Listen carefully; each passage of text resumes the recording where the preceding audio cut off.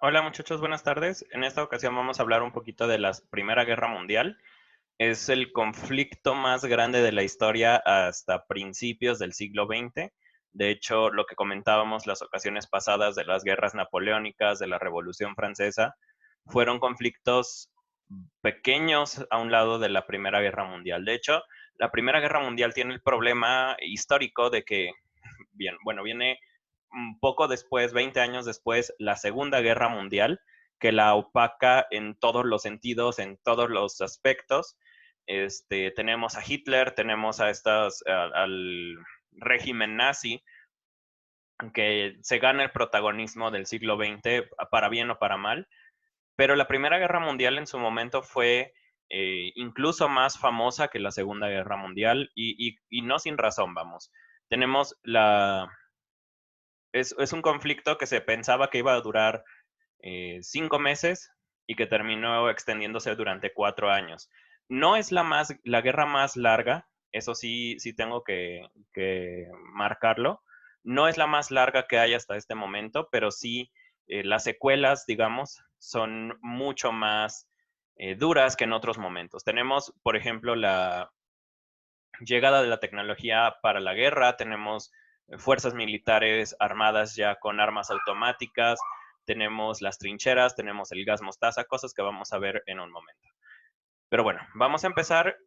Aclaro, igual que en el caso de la Revolución Industrial, es un video de introducción a la Primera Guerra Mundial.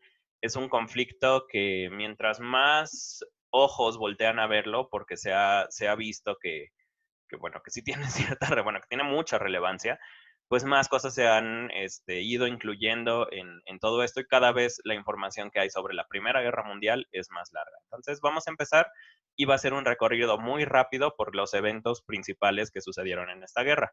Entonces, vamos a empezar. Tenemos cosas importantes cuando hablamos de la Primera Guerra Mundial. El mundo era una cosa bien diferente durante la Primera Guerra Mundial. Hablamos todavía de imperios que ahorita ya no existen, que de hecho muchos de ellos se separaron como consecuencia de la Primera Guerra Mundial. Pero bueno, vamos a hablar de estos grandes imperios como el Imperio Otomano, el Imperio Austrohúngaro, el Imperio Alemán y el Imperio Ruso, que en ese momento seguía siendo este imperio. Tenemos entonces que surgen o que hay muchos imperios que están empezando a mover gran cantidad de mercancías como consecuencia de la revolución industrial, pero esta industrialización es algo que es como desigual en el resto del mundo, digamos, casi un tercio de la industrialización de ese momento lo tiene Europa. Estados Unidos tiene muchísima producción, pero los europeos tienen la ventaja de que tienen colonias y de que tienen el respaldo de sus nombres detrás de ellos. Es decir, no le vas a comprar a un americano a principios del siglo XX porque pues es una colonia rebelde, todavía no tiene esta capacidad de mostrarse al mundo como un país independiente, sino que son los ingleses que ya no quisieron ser ingleses. Y por ejemplo, pues los ingleses, los franceses, los alemanes tenían la idea han sido los nombres que siempre han sonado. Entonces ellos tienen mucha ventaja de ese lado y la industrialización está dándole mucha ventaja a Europa. Todos los productos que se mueven son productos europeos, los americanos sí, pero todavía no tanto, y eso hace que Europa concentre gran cantidad de recursos económicos. Al mismo tiempo, tenemos aquí eh, una pequeña foto que dice rivalidad psicológica, guerra de aranceles. A pesar de que las potencias europeas estaban empezando a llenar sus bodegas de productos, de que ya estaban empezando a moverlos hasta rincones del mundo que antes no se podía por esta tecnología primero del carbón y luego del vapor. Em, entonces eso hace que los productos europeos lleguen a un montón de lados, pero los alemanes empiezan a competir con los franceses con los ingleses y los ingleses con los italianos y con todo el mundo, ¿no? Entonces eso empieza a causar un ambiente de tensión muy fuerte en Europa. Eh, Hay rivalidades tanto económicas como políticas, como incluso religiosas, que sigue pesando mucho en ese momento. Y por otro lado, perdón, tenemos guerras que hay en todos lados. El mundo nunca ha dejado de tener guerras y en este momento no es la excepción. Tenemos, por ejemplo, nada más la guerra ruso-japonesa en 1905. Esto es solo como un contexto general de lo que hay en este momento en el mundo. Tenemos un mundo que se está industrializando, todavía no está completamente industrializado, pero ya tiene muchas máquinas, ya tiene fábricas, todavía no vemos los talleres de Ford en 1913, pero ya tenemos fábricas que producen muchos productos, quizás todavía un poco lento comparado con lo que viene después, pero que es aún así mejor que lo que se tenía 20 años antes. El mundo está entonces peleándose económicamente, militarmente, política y religiosamente. Y entonces, en realidad lo que pasa o lo que detona la Primera Guerra Mundial es el asesinato de Franz Ferdinand el 28 de junio de 1914. Este es el archiduque austrohúngaro. Lo matan en un asesinato en la calle casi casi. Y esto hace que todos los problemas que ya estaban acumulados en Europa caigan como un dominó. O sea, ya la situación ya era tensa y solo se necesitó esto para pues, detonar todo, ¿no? En ese momento, las alianzas eran todavía frágiles de alguna manera. Teníamos a los alemanes aliados con Austria, Hungría, es decir, cuando matan al conde, los alemanes se meten luego, luego. Y los italianos que estaban un poco más, digamos, alejados de esta cuestión de querer estar aliados con ellos, pero de todos modos eran aliados ahí. Y del otro lado tenemos a los rusos, a los ingleses y a los franceses aliados en un solo frente. Entonces tenemos dos bloques que no solo son alianzas de palabras, sino que se habían prometido defenderse y además eran alianzas comerciales. Entonces, si tu aliado entraba en guerra, pues también corrían riesgo, perdón, sus productos y toda la ventaja que tenías por estar aliados. Entonces, se forman dos bloques que son la triple alianza, perdón, y la triple entente. Estos son los dos bloques que tenemos cuando inicia la Primera Guerra Mundial. No quiere decir que vayan a ser los bloques finales, porque como es una época de turbulencia en la que nadie sabe qué está pasando y conforme el conflicto va creciendo, porque crece desmedidamente, pues las alianzas cambian. Por ejemplo, Italia traiciona a la Triple Alianza en 1916 o 17, no recuerdo bien, lo vamos a ver más adelante. Pero tenemos alianzas que son frágiles y que no tienen pues realmente como tanto compromiso todavía, ¿no? Entonces, ¿qué es lo que sucede a muy grandes rasgos? Alemania no es directamente quien inicia el conflicto. Recuerdo, el que muere y que desata todo este desastre que es la Primera Guerra Mundial, es el asesinato de Franz Ferdinand, que es austrohúngaro. Es decir, Alemania de alguna manera se roba el protagonismo porque ellos ya tenían, con el Kaiser Guillermo I, tenían ya una estrategia armada en el caso de que estallara la guerra. Su estrategia consistía en tomar rápidamente Francia y de ahí extenderse al resto de Europa.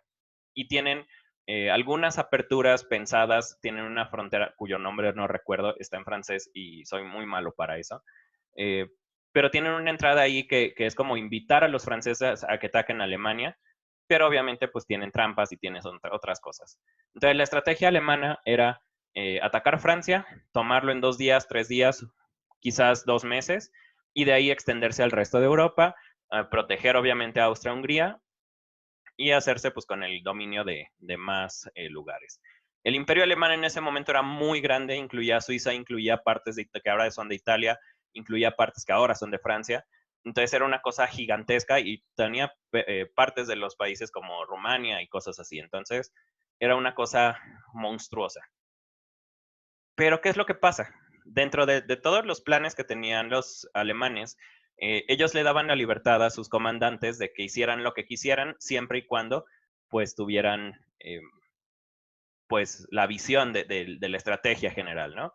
Pero tienen un comandante que tiene un error que se llama Alexander von Kluck, y este personaje separa al ejército alemán, y en ese momento Francia dice, de aquí somos, no vamos a permitir, porque avanzan muy rápido los alemanes la primera semana, no vamos a permitir que nos invadan, no vamos a permitir que estos alemanes lleguen y hagan lo que quieran con nuestra gente o con nuestro territorio, con nuestro orgullo, que recuerden que es importante en este momento. Dividen al ejército alemán y la guerra se estanca. ¿A qué a qué me refiero con estancarse? Los países toman, digamos, Francia este lado, Alemania este lado, y sus fuerzas son tan parecidas o tienen una tecnología, bueno, la tecnología lo vamos a discutir más adelante, pero tienen eh, opciones de defensa o tienen opciones de ataque tan niveladas que uno avanza 1 metro y el otro lo hace retroceder 2 metros. Entonces regresa un poquito más atrás de donde estaba y este vuelve a avanzar 2 metros. Entonces, es un conflicto que, como les decía al principio, se esperaba que durara solo 2 o 3 o 4 meses cuando mucho, pero se extiende durante 4 años. Entonces, aquí están marcadas, pues de manera más o menos clara, cuáles son las posiciones francesas con azul, las posiciones alemanas con rojo, y cómo se van deteniendo los conflictos y cuánto tiempo duran y todo esto. De hecho, la Primera Guerra Mundial casi podemos decir, no exactamente, pero casi podemos decir que se peleó en esta zona. Digo no exactamente porque falta lo de Rusia, falta lo del Imperio Otomano, faltan un montón de cosas. Em, esta primera, digamos, avance o esta primera posición es durante 1914. Y justamente después, como a mediados de 1914, unos meses después de que estalla la Primera Guerra Mundial, em, los alemanes son atacados por sorpresa por los rusos, que llegan del lado derecho del mapa, que sería el este, atacan, y aunque es un ataque muy pequeño o muy bajo en eficacia, digamos, muy malo, por decirlo de alguna manera, esto hace que los alemanes se den cuenta de que no solo tienen enemigos en Francia, sino que están rodeados. Y eso obliga a los alemanes a retirarse, sacan un poco de las fuerzas que tienen de ahí, hacen que Francia pueda regresar un poco a sus propios territorios y con eso, pues todo lo que había avanzado Alemania durante el principio, pues casi lo pierden. Esto es lo más que se movió la Primera Guerra Mundial al principio, porque después se quedan así durante meses y luego años. De hecho, tenemos dos batallas que son extraordinariamente famosas por las razones tristes, digámoslo así, pero vamos avanzando poco a poco. Tenemos entonces que esta zona se estanca y en esto vamos a estar teniendo muchas de las batallas y mucha de la tecnología de guerra que se va a hablar. Entonces, vamos a avanzar un poquito más rápido en los eventos. Realmente pasan un montón de cosas. Por ejemplo, en 1914, ya casi al final del año, me parece que en noviembre, el Imperio Otomano se une a la Triple Alianza, que es decir, al bando alemán, porque los otomanos tenían un grupo de barcos navegando en el Mediterráneo y hay un ataque. Bueno, los otomanos tienen como un grupo, digamos, mm, de fanáticos o de gente extremista, creo que es la mejor palabra, tienen un grupo extremista y estos extremistas atacan por sorpresa a unos barcos rusos. Los rusos obviamente pues dicen que qué onda, que qué está pasando con este ataque, que nunca se les advirtió que estaban en guerra porque todavía tenían mucho este código de honor.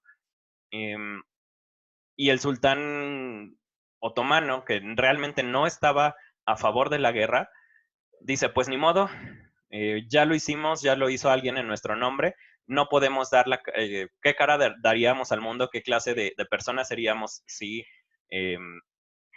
negamos algo que se hizo bajo nuestro nombre, ¿no? Toma responsabilidad de un ataque terrorista y en ese momento el Imperio Otomano se une a la guerra del lado del bando alemán. Eso hace que Rusia obviamente tenga un montón de problemas. En 1915 Italia, son solo los eventos clave, realmente es muchísimo más extenso. Pero bueno, 1915 Italia traiciona a la alianza con Alemania, se une a la Triple Entente y empieza a atacar también al Imperio Austrohúngaro. De hecho, Italia como que se ve muy renuente a atacar a Alemania porque tienen como un pacto comercial más importante con ellos, pero aún así Austria-Hungría pues no le debe mucho y lo ataca. En 1916, Rumania se une a la Triple Entente, es decir, al bando inglés y al bando francés. Entonces aquí ya tenemos varios países que están como muy lejanos. Bueno, Rumania todavía no está, todavía está cerca de Alemania, pero ya tenemos cosas como el Imperio Otomano que estaba muy lejos. Y tenemos en 1917 a Estados Unidos que también entra a la guerra, pero de manera, no quiero decir lejana, pero digamos, no es una participación tan importante como la de la Segunda Guerra Mundial. Por último, en 1917 tenemos la Revolución Rusa, que es el momento en el que Lenin, bueno, no traiciona, pero se levanta contra los zares y en el momento en el que se empieza a formar la URSS, la Unión de Repúblicas Soviéticas Socialistas. En este momento todavía estaba dominado, o pues sí, dominado por los zares, que son como emperadores o que son como reyes. Lenin se levanta contra los zares en 1917 y entonces toda esta fuerza de apoyo que tenía Francia del lado este, pues se derrumba porque ya Rusia entra en una convulsión gigantesca y empieza a retirar sus fuerzas. Entonces, son solo cosas muy básicas de lo que pasa en la Primera Guerra Mundial, pero todos estos conflictos se desatan por el asesinato del archiduque Franz Ferdinand. Entonces, seguimos con esto. Y bueno, en la Primera Guerra Mundial hay un cambio importante en la manera en que se hace la guerra. Esto ya es como sintetizando, ya como cosas generales de historia, ahí están, ¿no? Pero ok, en la Primera Guerra Mundial la gente tuvo un cambio o tuvo un descubrimiento muy caótico respecto al mundo en el que estaban viviendo. Desde 1820, 1830, que inicia la revolución industrial, la gente tenía como sus dudas sobre las fábricas, tenía sus dudas con respecto a la burguesía, cómo se trataban los empleados, eh, el poder del capital, todas estas cuestiones, pero de alguna manera la gente aceptaba la revolución industrial, porque además vino la revolución eléctrica con Tesla en 1913, no, 1893, perdón, eh, cuando empieza a utilizar la corriente alterna, cuando empieza a demostrar que la electricidad se puede manejar de manera segura y que puede llegar a muchos lados y todas estas cuestiones. Entonces, el mundo está dándose cuenta de que la ciencia realmente les trae cosas buenas, que la industrialización, a pesar de todo de esta contaminación o de todo este estigma que tiene de que es sucia, de que es, eh,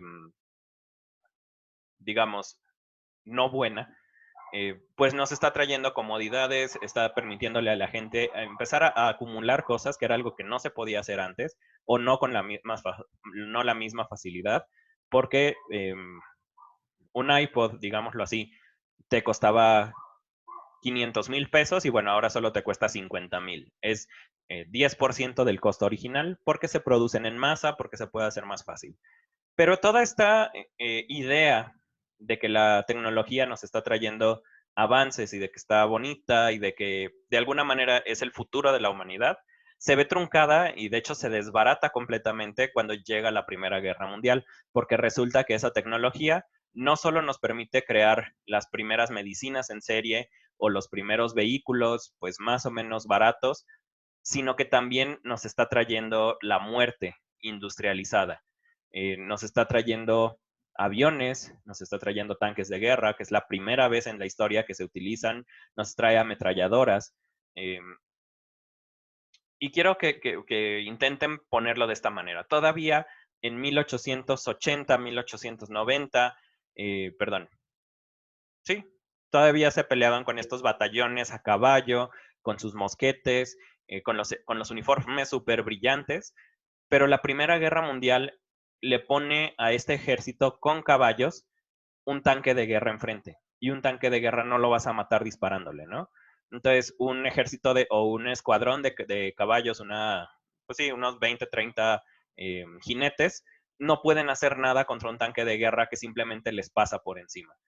También tenemos la primera vez en la historia que se utilizan minas, que son estas pequeñas plaquetas o pequeños círculos que se entierran y que traen una bomba adentro, ¿no? Entonces, es la primera vez en la historia que van los soldados a pie, que están acostumbrados a pelear este tipo de batallas, van a pie y de repente explotan y quedan pues todos hechos pedazos, ¿no? Tenemos también el alambre de púas, que ahorita a lo mejor lo pensamos como pues esta tecnología que tanto puede cambiar la guerra, pero recuerden esto, tenemos los caballos, tenemos estos soldados con uniformes brillantes como napoleónicos y este tipo de cosas, y de repente se enfrentan a bardas completas, porque aparte no es nada más un alambre como los de los ranchos, ¿no?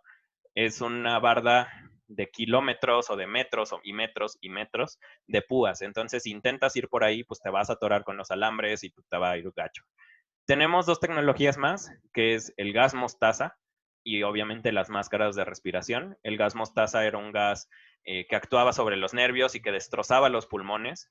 Y esto se fabrica en masa gracias a las fábricas. Las fábricas como Bayern, que es alemana, en vez de producir medicinas en un principio, más bien siempre produjeron medicinas, pero el Kaiser les pide que hagan pues químicos letales y en ese momento empiezan a producir este gas que lanzan a las trincheras y me falta ahorita, voy a la trinchera. Eh, y es un gas que se dispersa y causa muertes masivas, pero como es un gas no se puede controlar y el aire lleva el gas a los dos lados. Alemanes y franceses mueren en masa, ¿no? Y por último tenemos el Zeppelin o el dirigible, que es este globo gigante que está en el aire y que se utilizó mucho en la Primera Guerra Mundial. Los aviones sí eran eficientes, pero todavía no tenían la capacidad de ataque que van a tener durante la Segunda Guerra Mundial. Y los Zeppelins se utilizaron, o los dirigibles se utilizaron para bombardear ciudades. En este caso está un dirigible alemán bombardeando Varsovia. Sí, es alemán. Entonces, esta es una tecnología que no se había visto hasta este momento y que le enseña a la gente cómo la industria o cómo las máquinas nos están transformando en seres mucho más violentos. Por último, me faltaba la trinchera. La trinchera es este hoyo, como una especie de zanja de este tipo, y aquí está el suelo. Y en esta zanja la gente vivía durante meses, eh, estabas durante meses entre la orina, entre el excremento de tus compañeros, muertos, heridos, estaban ahí agonizando, se encharcaban, porque obviamente si llovía, pues se hacía lodo ahí, eran condiciones sumamente insalubres. Y de hecho, se sabe que en estas trincheras la gente estaba expuesta a un grado de trauma o un grado de violencia tan alto que cada 2 o 3 semanas tenían que estar cambiando los soldados. Estos soldados quedaban pues traumatizados porque eran guerras nuevas, era una nueva manera de hacer la guerra y la trinchera tenía otra característica, se creaba una trinchera de un lado, se dejaban ciertos metros que eran los que estaban en disputa y luego tenías otra trinchera del otro lado. Entonces, la trinchera alemana contra la trinchera francesa, cualquier persona que asomara la cabeza de más le daban un balazo. Entonces, imagínense vivir con esa presión, con ese estrés de que te asomas y te matan. eh, y a veces ni siquiera eso, a veces te pueden lanzar una bomba de gas y pues ya valiste. Entonces, bueno, esa es una cosa. Y también en esta nueva manera de hacer la guerra en las trincheras, los soldados a veces renunciaban a sus cargos porque pues ya estaban como, o sea, era su trabajo estar ahí en la guerra, pero salían tan dañados de la trinchera que se sabe que los oficiales ejecutaban a los soldados bajo el cargo de traición o de cobardía.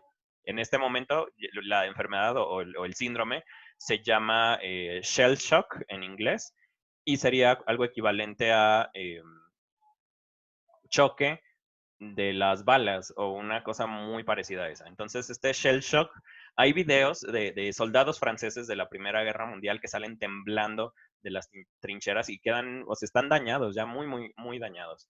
Entonces, esto es lo que pasa con las trincheras de la Primera Guerra Mundial.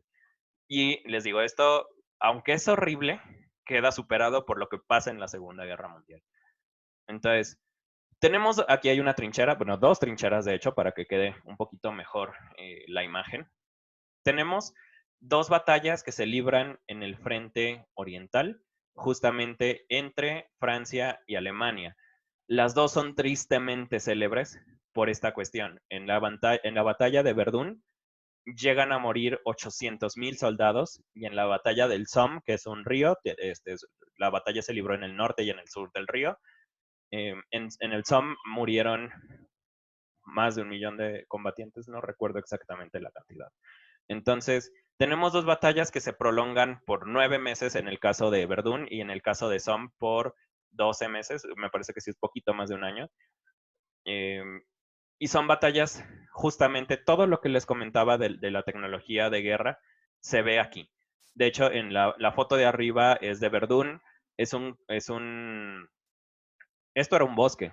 Y todos estos pedacitos que están ahí como flotando y como encima de las trincheras son los troncos y las ramas de los árboles que quedaron deshechos por los bombardeos que hubo, ¿no?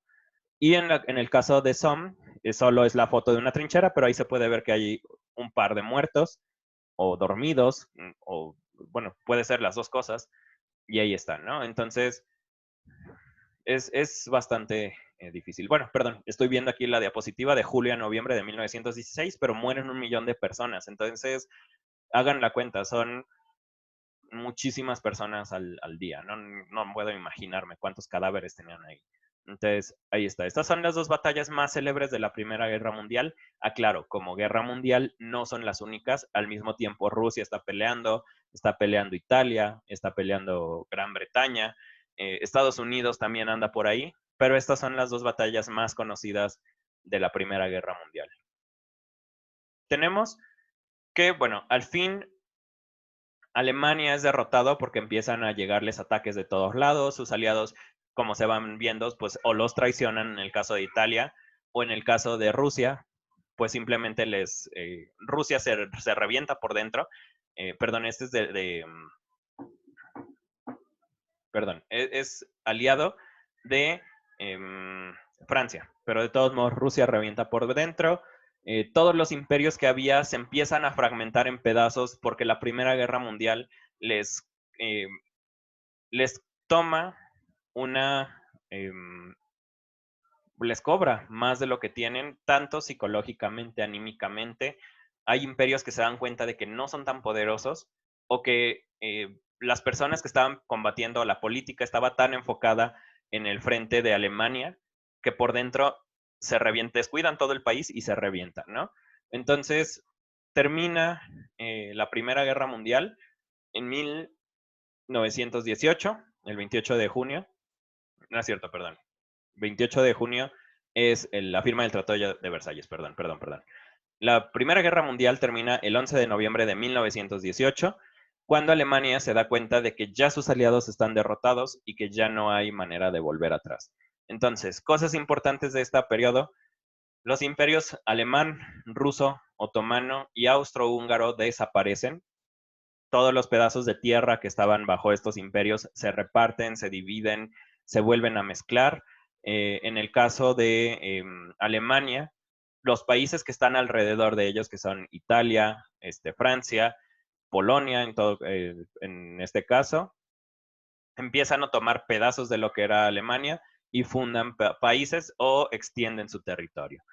Eh, También se crea un órgano que se llama la Liga de las Naciones, pero que realmente pues es casi una nota al pie histórica. Es la primera vez que muchos países intentan integrar lo que después sería la ONU o la Organización de Naciones Unidas, pero en el caso de la Liga de las Naciones fracasó, pues porque nadie los veía con el respeto que ellos pues debían tener para poder hacer cumplir la voluntad. No tenían un ejército, entonces era un poco más difícil imponer la voluntad o lo que sea, o la ley en este caso.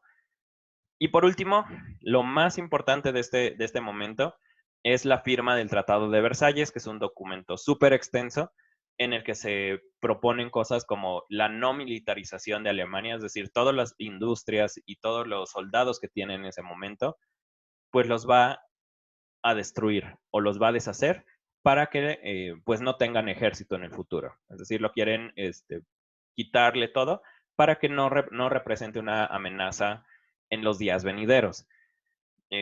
Alemania debe pagarle un montón de impuestos y un montón de reparaciones de guerra a Francia, a Inglaterra, a Italia, supongo que a Rusia también, pero bueno, en este momento Rusia está como convulsionándose, entonces no sé a ciencia cierta.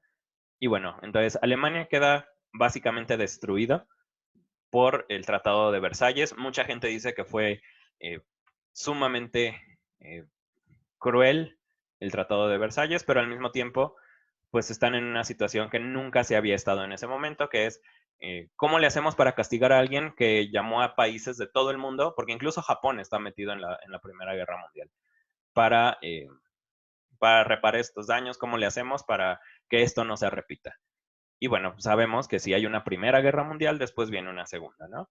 Entonces, justamente la Segunda Guerra Mundial está ya 20 años después, pero esto lo veremos pronto. ¿Cuáles son las causas de la Segunda Guerra Mundial? Les dejo ahí algunas: las crisis económicas, Alemania se siente humillada y la cuestión del nacionalsocialismo o nazismo, pues bueno, son solo algunas cosas que vamos a ver más adelante. Algunas curiosidades de la Primera Guerra Mundial: Adolf Hitler pelea durante la Primera Guerra Mundial, es un mensajero, pero lo hieren en la batalla del Somme. Le cae una bomba cerca y él se queda ahí a, pues a intentar hacer algo por sus compañeros. Y también el escritor J.R.R. Tolkien, el autor del Señor de los Anillos, también estuvo en la batalla del Somme y también lo hieren. Se sabe que mataron a algunos de sus amigos ahí y eso lo marcó bastante. Entonces, algunas otras cosas es que los uniformes cambian de estos uniformes coloridos que les mencionaba al principio a uniformes más opacos, que era más difícil que te mataran, pues cuando vestías de negro en la noche, ¿no? Porque pues antes iban con sus gorritos y con su ropa roja a la mitad del día y pues era como tener un signo de mátame ahí, ¿no? En la espalda. Y por último, el Tratado de Versalles, dentro de las muchas cláusulas que tiene, también está aboliendo el trabajo infantil y está recortando los horarios de trabajo de las cientos de horas que trabajaba una persona a la semana a solo 48. Entonces esto queda como parte del Tratado de Versalles. Y pues bueno, dentro de todo esto que habla la Primera Guerra Mundial, la verdad es que solo tomé los puntos centrales porque es muchísima información. Y de hecho, hay un canal en YouTube que es extraordinario, que lleva 6 años. Sí, lleva 6 años produciendo videos, uno a la semana, sobre información de la Primera Guerra Mundial, cosas como estrategias, mapas, quién era quién, causas y consecuencias de cada semana.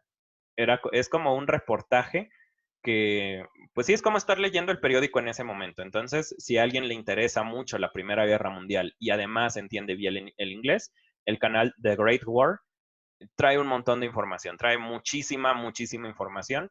Yo creo que es el documental más largo que se ha hecho en la historia sobre la Primera Guerra Mundial. Es bastante agradable, trae mapas, trae todo.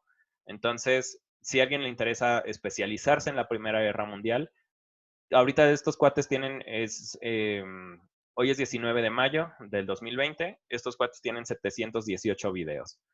Entonces es una cantidad bestial de información, algo que para una introducción a la Primera Guerra Mundial no está muy fuera de pues sí, de la visión, ¿no? Entonces, vamos a dejarlo solo como una introducción a la Primera Guerra Mundial. Hay muchísima información, es una guerra muy eh, interesante en términos históricos, en términos académicos. Entonces, si a alguien le interesa, pues bueno, tiene ahí algunas fuentes que yo consulté, sobre todo Wikipedia, la verdad. Pero el canal de The Great War trae muchísima, muchísima información. Pues bueno, con esto los dejo, con esto terminamos la introducción a la Primera Guerra Mundial. Repasamos rápido.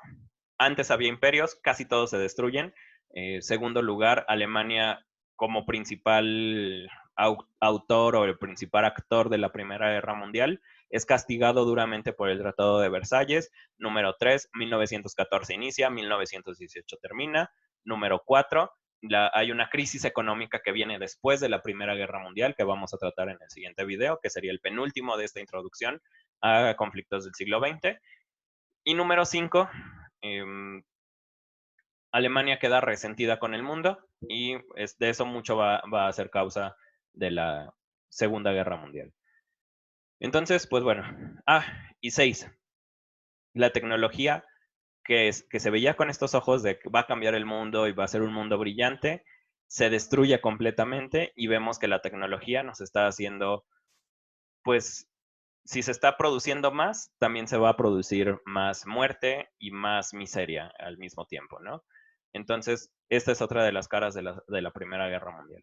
Con esto terminamos, muchachos. Cuídense mucho y nos estamos viendo la próxima semana.